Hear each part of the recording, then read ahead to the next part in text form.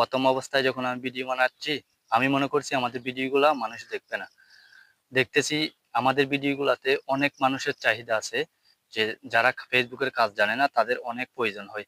তো আমার মতে যারা ভিডিও বানায়, আমি এরকম অনেকগুলা পেজের মধ্যে চেক করছি, মানে মানুষের ভিউ আছে কিনা বড় বড় পেজের মধ্যে চেক করছি। আমার মতো একটা ভাইয়ের সেলফি ভিডিও বানায়, ওর পেজে আমি চেক করে দেখতেছি, ওখানে দেখতেছি 10 মিলিয়ন ভিউ আছে।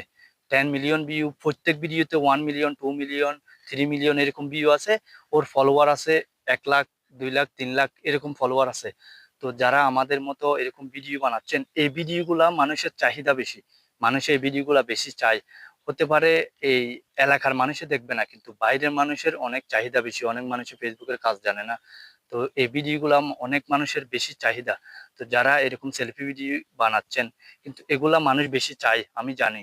আমি অনেক পেজে আমার মতো যারা ভিডিও বানাচ্ছে, ওদের পেজগুলা চেক করে দেখতেছি, ওদের ফলোয়ার আছে 2-3 লাখ, ভিউ আছে 1 মিলিয়ন, 2 মিলিয়ন, 10 মিলিয়ন পর্যন্ত ভিউ আছে। তো যারা আমাদের মতো মানুষদেরকে ভালো পরামর্শ দিয়ে বুঝাইতে পারে, যে এই ভিডিও গুলাতে কিন্তু মানুষের ভালো চাহিদা আছে। আসসালামু আলাইকুম।